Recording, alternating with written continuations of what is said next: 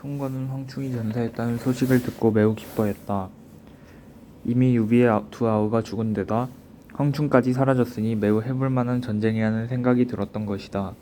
하지만 유비는 그대로 허물어지지 않았다. 그는 정군을 8개 부대로 재정비해 수륙양용 작전을 펼쳤다. 황건에게 수군의 지휘를 맡기고 기병과 보병은 자신이 직접 이끌었다. 그러자 전세는 급격히 촉쪽으로 기울었다. 특히 젊은 장수 관은과 장포가 혁혁한 전공을 세웠는데 한당과 주태마저 그들의 기세에 쩔쩔매며 뒷걸음질을 쳤다. 급기야 관응은 최후의 일격을 가하기 위해 적진 깊숙이 달려들었다. 반장이 그를 발견하고 말을 몰아 달아나자 관응이 맹렬히 그 뒤를 쫓았다. 부하들도 없이 두 장수가 쫓기는 추격전을 펼친 것이다. 내 아버지를 죽음의 길로 내몬 반장은 그 자리에 멈춰서라. 내 칼이 너의 목을 칠 것이다. 애송이 같은 놈 끈질기구나. 반장은 죽을 힘을 다해 달아났으나 혈기왕성한 관응의 추격을 따돌리지 못했다. 마침내 그날 밤 깊은 산속에서 반장을 따라잡은 관응이 칼을 높이 치켜들고 소리쳤다. 네가 감히 내 아버지의 청룡 언얼도를 들고 다니다니 용서하지 않겠다. 곧 관응의 칼이 허공을 갈랐고 반장의 머리가 땅바닥에 나뒹굴었다. 아버지 관우의 원수 중 하나를 해치운 관응은 담담한 표정으로 칼에 묻은 피를 닦아냈다. 그리고 반장의 머리를 말 안에 매달고 청룡 언을도를 챙겨 본진으로 돌아왔다. 그를 맞이한 유비가 관응의 전공을 치하했다. 역시 그 아비의 그 아들이로구나. 너는 장포와 함께 앞으로 촉을 이끌어 나갈 인재들이다. 그 말씀 명심하겠습니다, 폐하. 관응은 유비의 칭찬에 감격해 충성을 다짐했다. 승권은 반장의 전사 소식을 듣고 두려움을 느꼈다. 유비는 군의 전력이 예상보다 훨씬 강한 데다 자신을 호위하던 장수들이 잇따라 목숨을 잃었기 때문이다. 이제 그의 곁에는 총애하던 반장을 비롯해 마충, 미방, 부사인, 주평 같은 장수가 남아있지 않았다. 한당과 주태의 군사는 열전연패를 거듭해 이미 전의를 상실한 상태였다. 앞일을 걱정하며 근심하는 송건에게 시종을 드는 한 신하가 귓속말을 꺼냈다. 장비를 죽인 번건과 장달의 목을 베어 촉으로 보내십시오. 그러면 유비가 당분간 공격 명령을 내리지 않을 것입니다. 거참 좋은 생각이구나. 어차피 그들은 배신자이니 오랫동안 곁에 두기는 꺼림칙한 자들이다. 신하의 계략을 들은 송건은 번건과 장달을 죽여 그 머리를 유비에게 보냈다. 그것을 받은 유비는 또다시 서름이 북받쳤다. 이제야 장비아우가 편히 눈을 감겠구나. 유비는 두 원수의 머리를 제단에 올리고 며칠 동안 장비를 추모했다. 그렇게 촉을 공격해 잠시 잠잠해진 틈을 타 송건은 또다시 화해의 손길을 내밀었다. 형주를 반환하고 손부인을 돌려보내겠다는 전가를 보내왔던 것이다. 하지만 유비는 군사를 돌려 성도로 돌아갈 생각이 전혀 없었다. 이번 기회에 오를 멸망시켜 두 아우와 함께 꿈꾸었던 영광을 실현할 작정이었다. 송건은 자신의 계략이 통하지 않자 몹시 당황했다. 이제 어떻게 해야 된단 말이냐. 그때 모사 감택이 말했다. 주상께서는 하늘을 받칠 수 있는 기둥이 있는데 왜 사용하시지 않습니까? 대체 누구를 말하는 것이냐? 애를 태우던 송건의 눈이 반짝였다. 육손을 두고 드리는 말씀입니다. 육손이라고? 네, 그는 형주를 빼앗을 때 봉화대를 먼저 공격하자는 책략을 내놓아 관우를 궁지에 몰아넣은 전공을 세운 인물입니다. 그런데 그 순간 다른 신하와 장수들이 반대하고 나섰다. 육손에게 중책을 맡기시면 안 됩니다. 그가 비록 형주를 점령할 때 여몽장군을 돕기는 했으나 아직 나 여린 풋내기에 지나지 않습니다. 그렇습니다, 주상. 어느 장수가 육손 같은 자의 명령을 받으려고 하겠습니까? 신하와 장수들의 반대가 거세지자 송건은 아무 말도 못한 채 머뭇거렸다. 그러자 감택이 큰 소리로 다시 한번 육손을 청구했다. 그를 등용하지 않으시면 오해 앞날은 어둠뿐입니다. 저는 지금 죽음을 각오하고 육손을 추천하는 것입니다. 그제야 송건은 그제야 송건은 겨우 결단을 내렸다. 여전히 많은 신하와 장수들이 반대했지만 육손을 대도독에 임명한 것이다. 며칠 후 육손은 진지에 도착해 한당과 주태를 불러앉혔다. 전황을 보고받고 대도독으로서 인사를 나누고 싶었기 때문이다. 아니나 다를까 한당과 주태의 언행이 삐딱했다. 젊은 분이 벌써 대도독이 되셨구려. 축하하오. 어쩌다 보니 그렇게 됐습니다. 앞으로 두 분이 저를 많이 도와주십시오. 누가 보아도 한당과 주태는 새로 부임한 대도독을 상관으로 인정하지 않는 눈치였다. 육손이 엄숙한 얼굴로 그들에게 선언하듯 말했다. 내가 비록 나이는 어리지만 주상의 명을 받아 이 자리에 앉았습니다. 그러니 내 명을 거역하는 자가 있다면 단호히 왕법에 따라 다스릴 것입니다. 그러자 주태가 애써 못마땅한 표정을 감추며 화제를 돌렸다. 지금 주상의 조카인 소난 장군이 이룬성에서 초계 병사들에게 포위되어 있습니다. 대도독께서는 어떻게 그를 구출하실 생각입니까? 소난 장군은 반드시 성을 지켜낼 것이니 우리가 그를 구하러 갈 필요는 없습니다. 내가 초계 군사를 물리치면 자연히 이룬성의 포위망도 풀리지 않겠습니까? 그 말을 들은 한당과 주태는 속으로 코웃음을 쳤으나 내색하진 않았다. 다음날 육손은 장수들을 모두 불러 모아 섣부른 공격을 금지하며 진지를 굳게 지킬 것을 명했다. 그러자 한당이 다시 비아냥거리듯 말했다. 진지만 지키고 있으면 전쟁에서 승리할 수 있습니까? 나는 죽음이 두렵지 않으니 출전 명령을 내려주십시오. 이미 여러 차례 전투에서 패한 한당은 사실 출전한 마음이 전혀 없었던 것이다. 그럼에도 육손에게 반기를 드느라 괜한 헛새를 부렸던 것이다. 그런 불순한 태도는 다른 장수들도 마찬가지였다. 육손이 다시 한번 장수들을 향해 엄중히 명령했다. 모든 장수들은 나의 말을 명심하라. 만약 제멋대로 행동하는 이가 있으면 군율에 따라 이 칼로 목을 벨 것이야.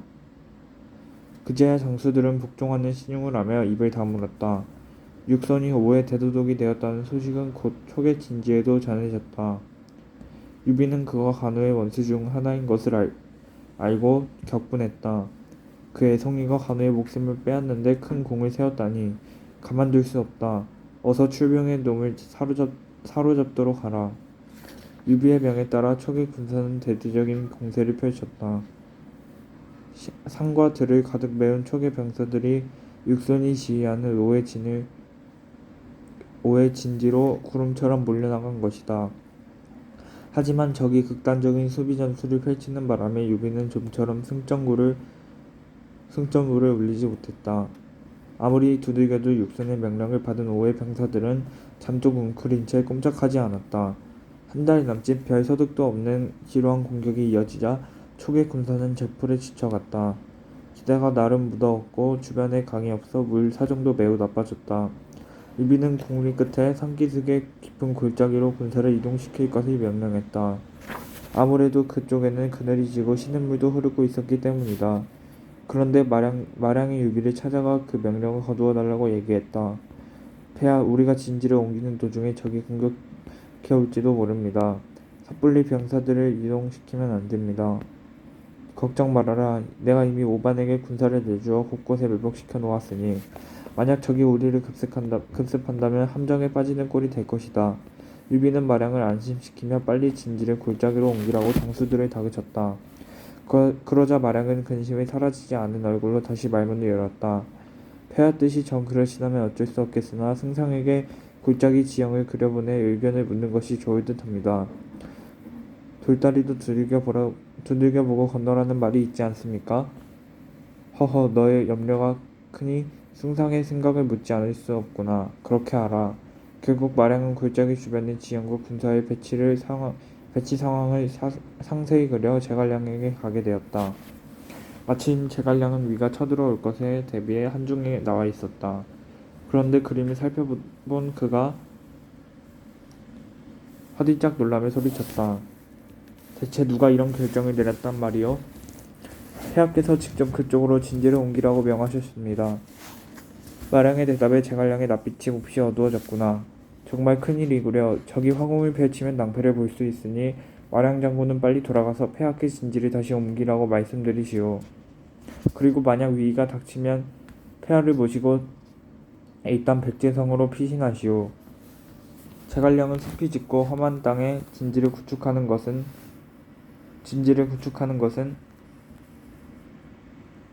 매우 위험한 방법이라고 생각했다.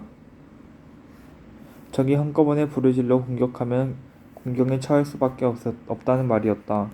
그러나 마량이 진지로 돌아올 무렵 이미 육손의 화공이 펼쳐지고 있었다. 갑자기 동남풍이 불어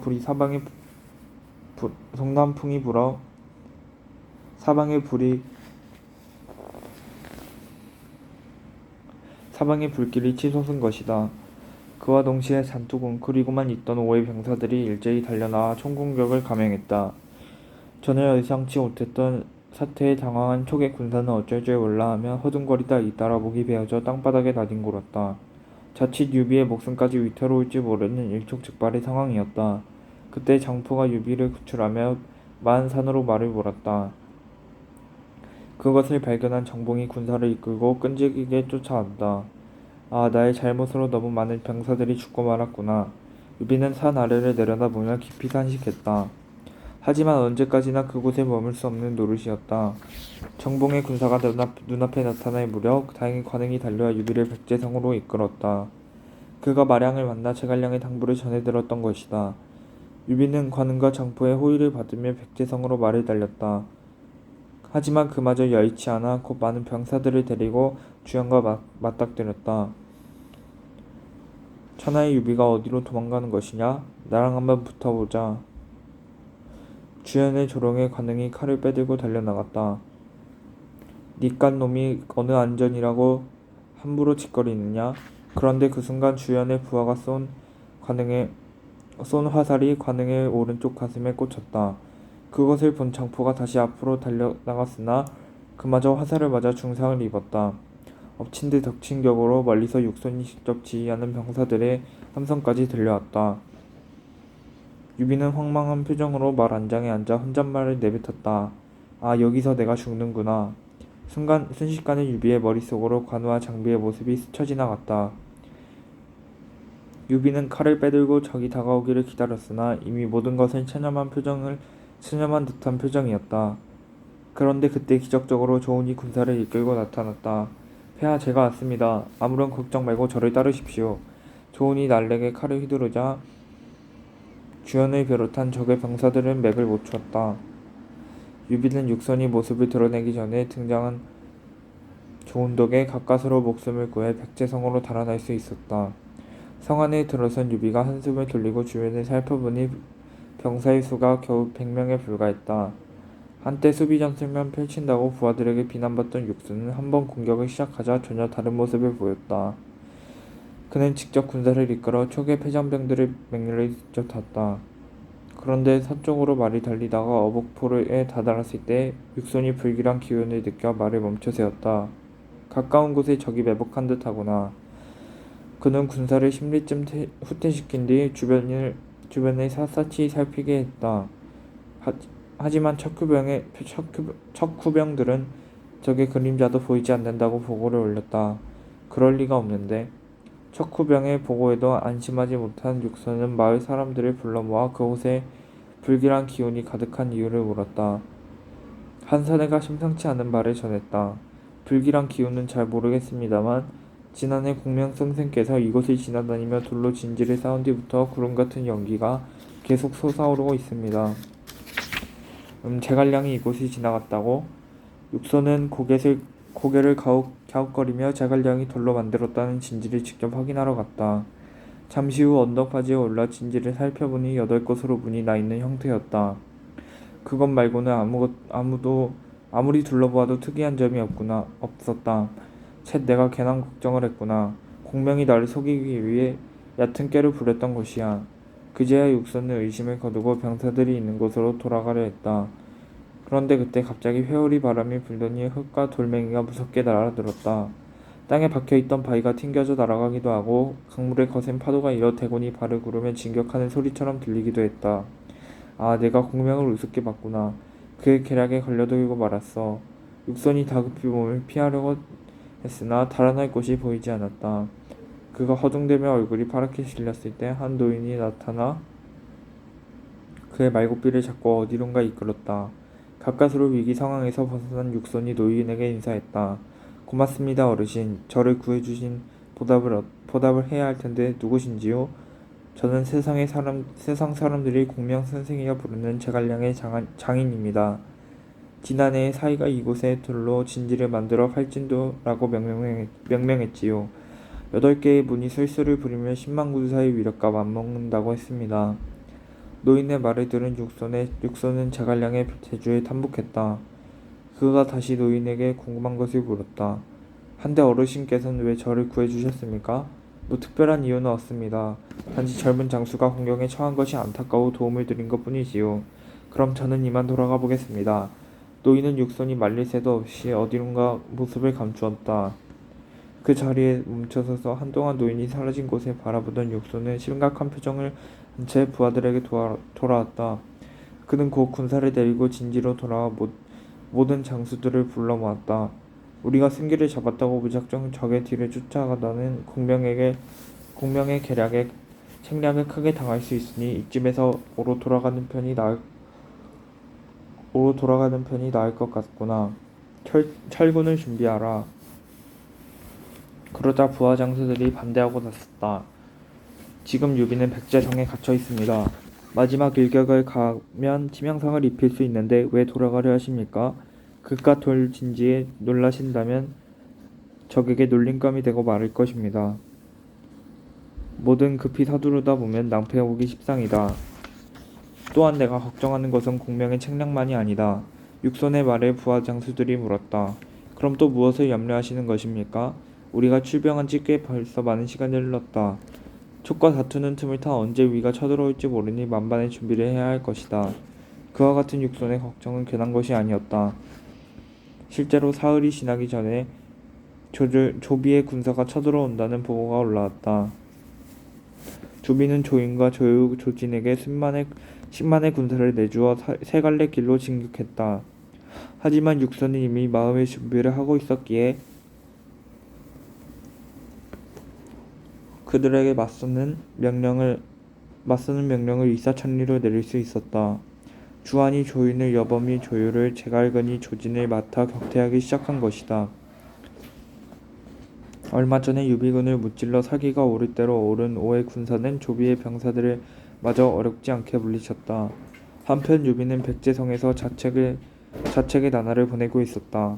그는 자신이 그릇된 전략에 서서 수많은 장수와 병사들이 죽었다는 생각에 밤잠을 이루지 못했다. 그러다 보니 병이 들어 결국 자리에 몸져눕고 말았다. 아, 나 때문에 아까운 병사들을 잃고 말았구나. 나중에 저승에 가면 그들을 무슨 낯으로 본단 말이냐? 폐하, 모름지기 전투란 이길 때도 있고 질 때도 있는 법입니다. 너무 상심 마시고 어서 기운을 차리십시오. 하루에도 수십 번씩 탄식하는 유비를 대신들이 위로했으나 소용없는 일이었다. 유비의 몸은 날이 갈수록 쇠약해졌고 정신마저 혼탁해질 때가 많았다. 그러던 어느 날 유비가 사람을 보내 제갈량을 불러오게 했다. 성도의 안위를 살피느라 백제성으로 오지 못했던 제갈량의 심상치 않은 기분을 느끼며 곧 유비를 만나러 길에 나섰다. 그는 황태자 유선을 성도에 남겨두고 유비의 둘째, 셋째 아들과 함께 백제성으로 달려왔다. 폐하, 왜 이렇게 쇠약해지셨습니까? 제갈량이 눈물을 글썽이며 인사를 올렸다. 공명께서 오셨구려. 그동안 못난 주공을 섬기느라 고생 많았습니다. 무슨 말씀이십니까, 폐하? 빨리 기력을 되찾아 천하의 일을 도모하셔야지요. 자꾸만 약한 모습을 보이는 유비에게 제갈량이 용기를 주려고 했지만 둘 사이에 무겁고 어두운 기운이 맴돌았다. 유비가 제갈량을 가까이 다가앉게 하더니 어렵게 마음속에 말을 꺼냈다. 승상, 아무래도 내 명줄이 얼마 남지 않은 듯합니다. 지금까지 승상께서 나를 도와준 덕분에 촉을 세우는 대업을 이루었으나 천하통일의 꿈은 이루지 못할 것 같군요. 이제 마지막 당부를 전하려고 승상을 이곳으로 불렀습니다. 부디 태자의 앞날을 지켜주십시오. 제갈량은 가슴이 찢어질 듯 아팠으나 섬뜩 유비의 말을 막지 못했다. 제갈량이 고개를 숙인 채 흐느끼자 자리에 누운 유비가 한 손으로 그의 어깨를 어루만지며 말을 이었다. 내가 태자의 앞날을 지켜달라고 했으나 그것이 꼭 황위에 올려달라는 의미는 아닙니다. 그 아이가 천하를 다스릴 그릇이라면 그리 해주시고 만약 부족함이 있다면 승상께서 촉의 주인이 되어 천하통일을 이루어 주십시오. 유비가 뜻밖의 말을 꺼내자 제갈량도 더는 가만히 듣지 못했다. 그가 목매인 소리로 말문을 열었다. 폐하, 제게 촉의 주인이 되라는 말씀만은 거두어 주십시오. 씨는 다만 목숨을 바쳐 태자마마를 보필할 것입니다. 그러자 유비는 더없이 인자한 미소를 띠며 제갈량의 손을 꼭 붙잡았다. 그리고는 모든 장수들과 대신들을 불러 일일이 눈을 맞추며 마지막 인사를 나누었다. 공들은 태자와 승상을 도와 촉의 앞날을 더욱 밝게 알아. 그것이 유비의 마지막 당부였다. 관우 장비와 도원 결의를 하고 천하통일을 꿈꾸던 유비는 대업을 이루지 못한 채 눈을 감고 말았다. 서기 233년 그의 나이 63세였다. 그 후 제갈량은 유비에게 했던 약속을 철석같이 지켰다. 자신이 모셨던 주공의 장례를 성대히 치른 뒤 태자 유선이 황위에 오르도록 모든 일을 통솔했다. 나이 17살에 불과했던 유선에게 제갈량은 언제나 든든한 버팀목이 되어주었다. 후주는 연호를 건흥으로 삼고 새 시대를 열었으나 제갈량은 무양 후에 자기를 받았으며 익주 자살을 겸임했다.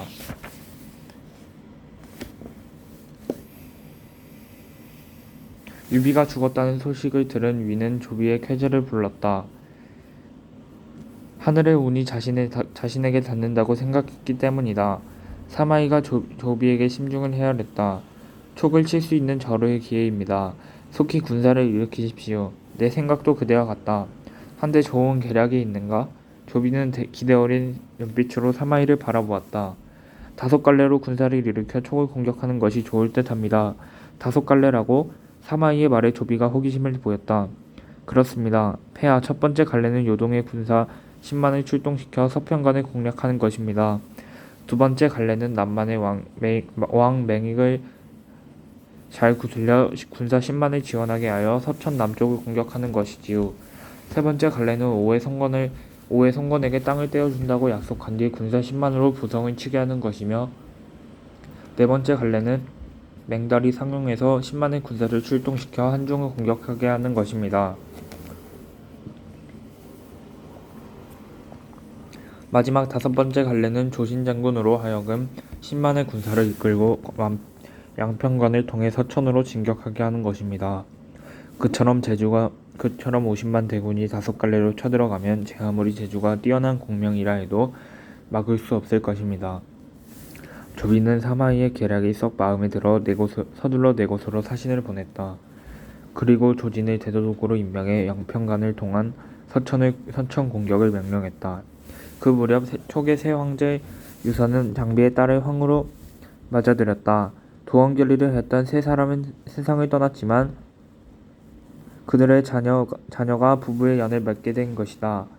그런데 경사스러운 분위기도 잠시 위에서 대군을 일으켜 5갈래의 길로 공격해 온다는 보고가 올라왔다. 이 일을 어떻게 하면 좋겠습니까? 잔뜩 긴장해서 대책을 묻는 유선에게 제갈량이 침착하게 말했다. 폐하, 염려하지 마십시오. 제게 그들을 막을 수 있는 책략이 있습니다. 그렇다면 다행이군요. 승상의 책략이 무엇입니까? 제갈량의 호언장담에 유선이 마음을 놓으며 귀를 기울였다. 저는 오래전부터 요동의 무리들이 서편관을 노릴 줄 알고 마초한테 그곳을 잘 방어하라 일러두었습니다. 마초의 집안이 대대로 서편관 일대에서 살아 백성들의 신뢰가 두텁기 때문에 그 일을 맡긴 것이지요. 맹익이 그 이끄는 남만의 군사는 위원이 막아내게 하면 됩니다.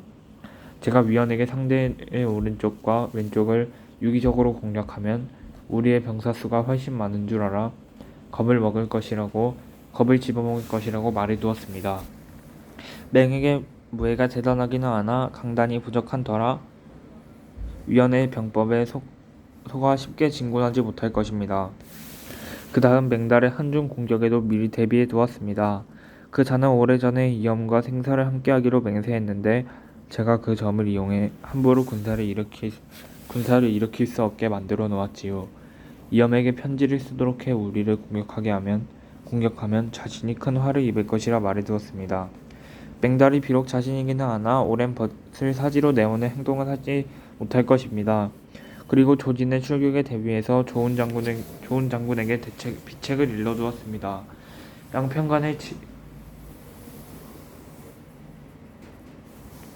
양평간의 지세가 매우 험하니 성문을 굳게 닫고 방어 전술을 펼치면 적이 제풀에 지쳐 돌아갈 것이라고 말입니다. 유선은 제갈량의 말을 곰곰이 새겨들며 감탄했다. 아버지 유비를 돕던 최고의 책략가가 얼마나 탁월한 인물인지 실감했던 것이다. 제갈량의 말이 이어졌다. 이미 말씀드린 대로 조비가 시도하는 네 갈래의 길의 공격을 걱정하지 않으셔도 됩니다. 그럼에도 저는 만약을 대비해 관은과 장포 두 장수에게 각각 3만의 장군을 주어 언제든 출격할 수 있게 준비하라고 말해두었습니다. 네 갈래 중 어느 한쪽이라도 위험에 처하게 되면 관은과 장비가 달려가서 적을 무찌를 것입니다. 한치의 빈틈도 허용하지 않는 제갈량의 치밀함은 이번 책략에도 여지없이 발휘되었다. 그는 잠시 생각에 잠겼다가 이내 말을 이었다. 남은 것은 하나, 오해 성건이 우리를 공격하는 경우입니다. 하지만 그들은 섣불리 출병하지 않고 상황을 살피다가 우리가 궁지에 몰리면 군사를 일으킬 것입니다. 그러므로 우리가 먼저 오로 사람을 보내 촉과 위 어느 쪽 편을 들어야 할지 깨닫게 해주시면 절대 조비가 꼬드김에 넘어가지 않을 것이 틀림없습니다. 제갈량의 이야기를 다 들은 유선은 조금 전과 달리 낯빛이 환해졌다. 이제 남은 걱정은 단 하나, 누구를 오로 보내서 성건을 설득할 것인가 하는 문제였다. 승상께서 생각해두신 인물이 있습니까? 허부상서 등지라면 그 일을 잘 해낼 것입니다. 유선은 제갈량의 추천을 믿어 곧 등지를 오로 보냈다. 그 당시 오에서 육손이 전공을 인정받아 보국 장군과 강릉호 겸 형주 목사로 임명되었다. 그가 모든 병권을 쥐어쥐고 있어 바야흐로 육손의 시대가 열렸다고 해도 지나친 말이 아니었다. 조비는 얼마 전 오로 사신을 보내 군사 10만을 일으켜 부성을 치면 땅을 떼어준다는 제안을 한 상태였다. 그때도 송건은 육손의 판단에 의지했다. 내가 조비를 믿어도 되겠소?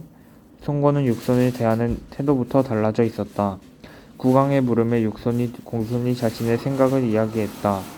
일단 출병은 준비나 하되 내 갈래로 쳐들어가는 위의 형편을 살피는 것이 옳을 듯합니다. 육손의 말은 제갈량이 예상한 대로였다. 송건은 육손의 계략에 따라 내 갈래 길로 척후병을 보내 사정을 살폈다. 그러자 뜻밖에도 조비의 공격이 모두 난간에 부딪힌 것을 보게 되었다. 노동의 군사는 마초에게 맥을 못 쳤고 남만의 군사가 위안에게 혼쭐이 난 것이었다. 맹달은 출병 자체를 망설였으며 조지는 양평간에서 조은의 방어 전술에 헛힘만 쓰다가 퇴각하고 말았다. 바로 그때 촉의 등지가 도착했다. 마침 송건의 곁에 있던 장소가 그를 의심하며 말했다. 촉에서 사신을 보낸 것은 우리의 출병을 막기 위함입니다. 그 자를 공포스럽게 해 쫓아버리시지요. 그 말에 송건은 고개를 끄덕였다. 그리고 등지를 막기 전에 장소에게 뭔가를 준비하도록 시켰다. 잠시 후 송건 앞으로 오게 된 등지는 깜짝 놀랐다.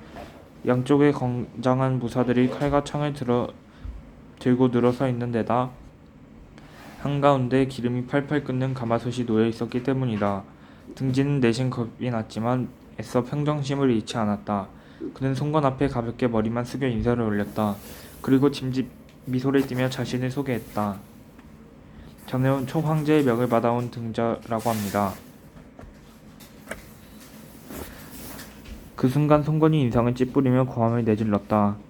이놈 무례하구나. 사신 주제의 일국의 황제를 보고 절도 올리지 않느냐? 하지만 등자는 눈 하나 깜빡하지 않고 송건의 말을 받았다. 대국 사신은 소국의 군주 앞에 엎드려 절하지 않는 법입니다.